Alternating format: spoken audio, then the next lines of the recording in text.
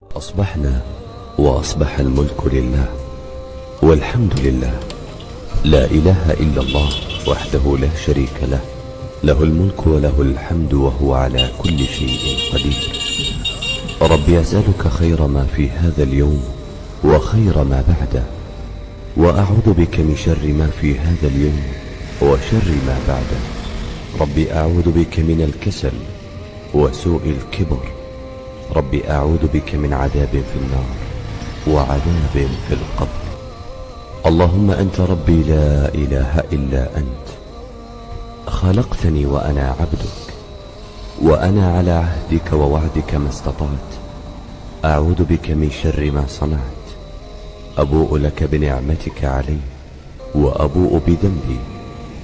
يا صباح الفل عليكم، عاملين ايه؟ يا رب تكونوا بخير. صباح السعادة والسكر الزيادة على احلى واجمل عيون متابعين.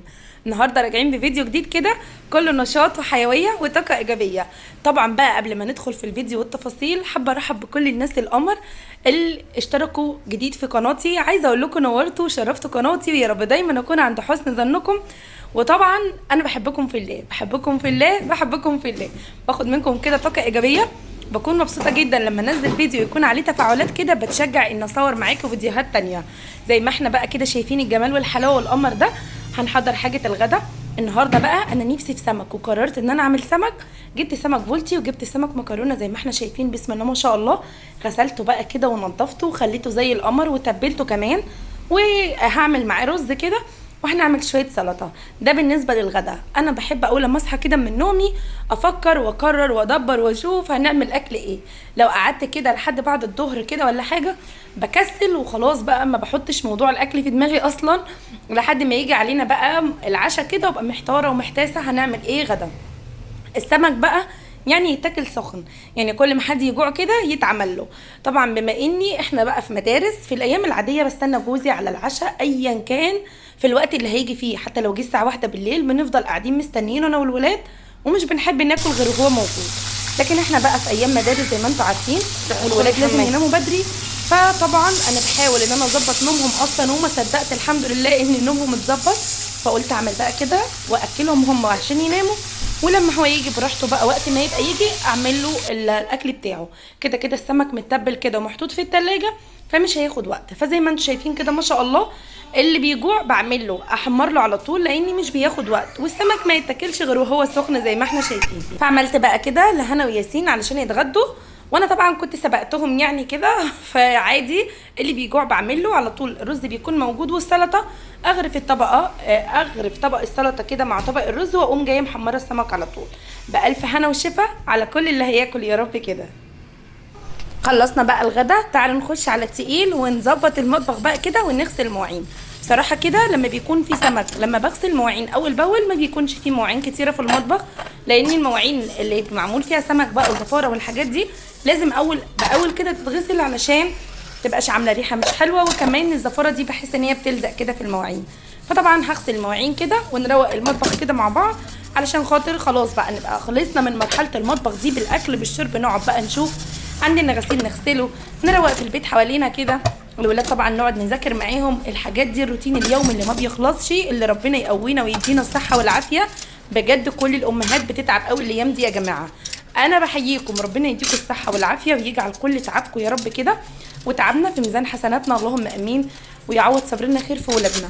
غسلنا المواعين. انا بحب ادعك المواعين كلها كده مره واحده، وبعد كده اقوم جايه دعكه الحوض، ولو في بواقي اكل او حاجه كده بقوم جايه لماها واشطف المواعين مره واحده. بصراحه بحس اني ما بستهلكش ميه كتير، والحركه دي بتريحني. ادعك مره واحده واشطف مره واحده، بحس ان انا خلصت المواعين بسرعه كده. فاهمين قصدي؟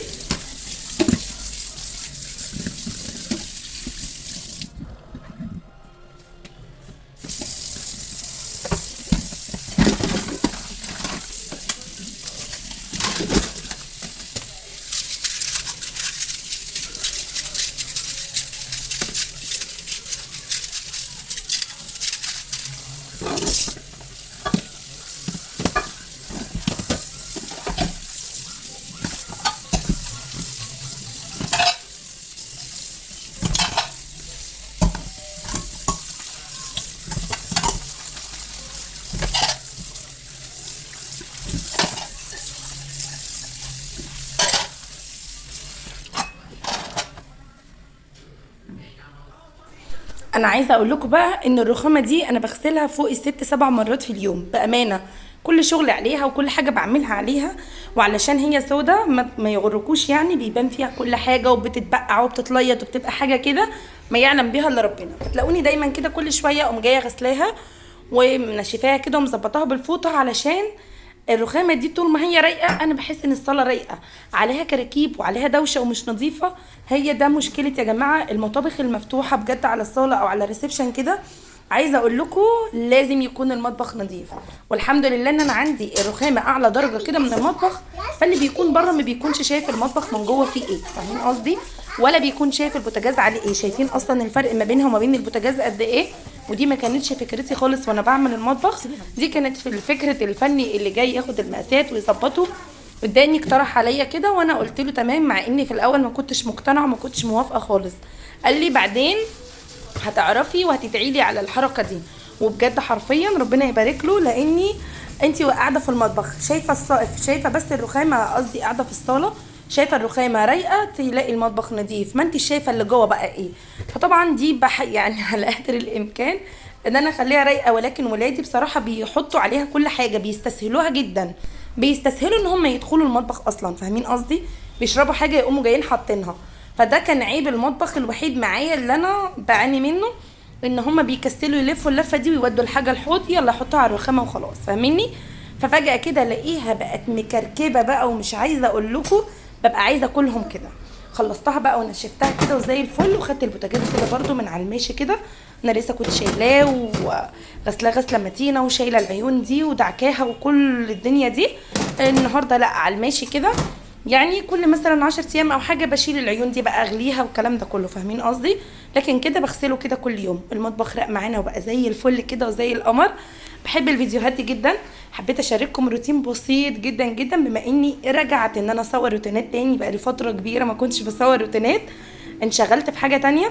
ولكن بصراحه انا بحب الروتينات جدا، انا نفسي بتشجع بيها لما اكون بصور، بتشجع ان انا اقوم واعمل كده واتحرك. انا من الناس بصراحه اللي بحب فيديوهات الروتين جدا، وبحب اتفرج جدا على فيديوهات روتين، يعني انا متابعه كده ناس كتيره من اللي بتعمل روتينات وبحب اتفرج عليهم، سبحان الله باخد منهم طاقه كده واقوم على طول. عارفين انتوا الباور ده تاخديه كده ولازم كده كده ناخد باور، عشان احنا عندنا ولاد وعندنا بيت، ولو انتي ما عملتيش محدش هيعمل، فلازم يكون عندنا الباور والطاقه دي.